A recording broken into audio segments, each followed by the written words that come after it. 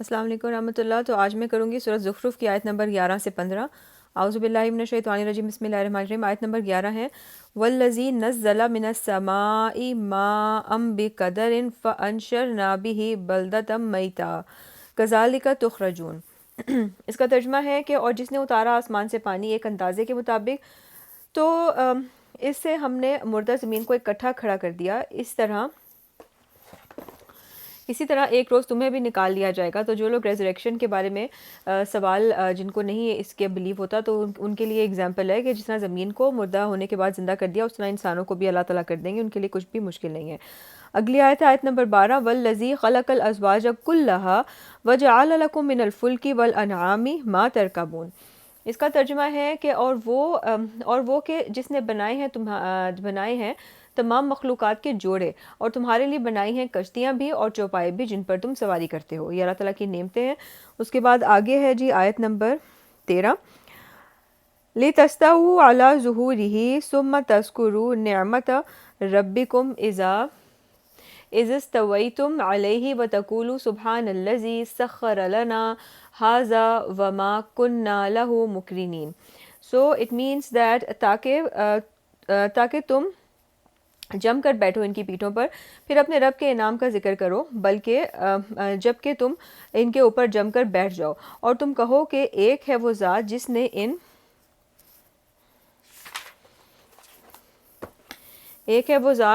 نے ان سواریوں کو ہمارے لیے ہمارے بس میں کر دیا، اور ہم تو انہیں قابو میں لانے والے نہیں تھے۔ اور یہ بہت ہی اس کو کمپلیٹ کر لیتے ہیں دعا کو۔ آیت نمبر 14 ہے، وَإِنَّا إِلَىٰ رَبِّنَا لَمُنْقَلِبُونَ۔ اٹ مینس اور یقیناً ہم اپنے رب کی طرف لوٹ کر جانے والے ہیں۔ تو جب بھی کوئی سفر شروع کریں تو اس میں اگر اس بات کا انسان کو یقین ہو کہ ہم اللہ تعالیٰ کی طرف ہی لوٹ کر جانے والے ہیں، ہماری واپسی اللہ کی طرف ہی ہے، تو پھر انسان جو جہاں پر بھی جا رہا ہو اپنے آپ کو پروٹیکٹ کرتا ہے گناہ کرنے سے۔ یعنی اگر بازار جا رہے ہیں تو اپنے آپ کو اپنا خیال رکھیں گے کہ بھئی مطلب عورتوں کا اپنا ہی حساب ہوتا ہے، مردوں کا اپنا حساب ہوتا ہے۔ اس کے علاوہ اور بھی جو کچھ بھی کام کرنے کے لیے جا رہے ہیں، مطلب سب جگہ پر انسان اپنے آپ کو تقوی اختیار کرتے زندگی گزارے گا، کہ کیونکہ اس کو یقین ہوگا کہ اپنے رب کی طرف لوٹ کر جانے والے ہیں۔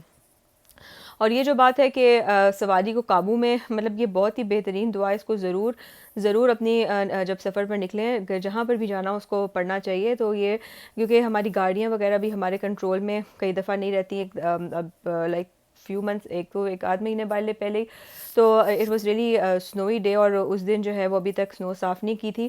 تو میں اب بچوں کو لے کر واپس آئی تھی، اور گاڑی بہت بری طرح سلپ کی وہاں پہ ایک لائک لائٹ سے آگے۔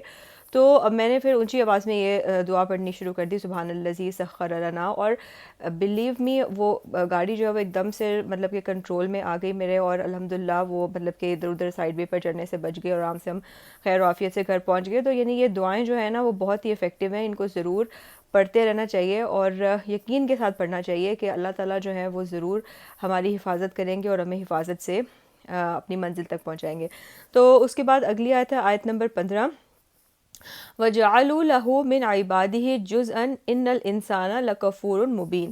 اس کا ترجمہ ہے کہ اور انہوں نے اس کے بندوں میں سے اس کا ایک جز ٹھہرایا، یقیناً انسان بہت کھلا ناشکر ہے۔ یعنی کہ اللہ تعالیٰ کے بندوں میں سے ہی اللہ کی اولاد، جس طرح حضرت عیسیٰ علیہ السلام کو نعوذ باللہ وہ کہتے ہیں، اور جس طرح کفار مکہ جو ہے فرشتوں کو کہتے تھے، تو اس طرح سے وہ اللہ تعالیٰ کی اولاد ٹھہراتے ہیں، اور ان کو جو ہے نا وہ سبحان اللہ، اللہ تعالیٰ ان تمام چیزوں سے پاک ہیں، اللہ الصمد۔ تو یہ تھی آج کی آیتیں، تو انشاءاللہ ہم اس کو کل آگے کنٹینیو کریں گے۔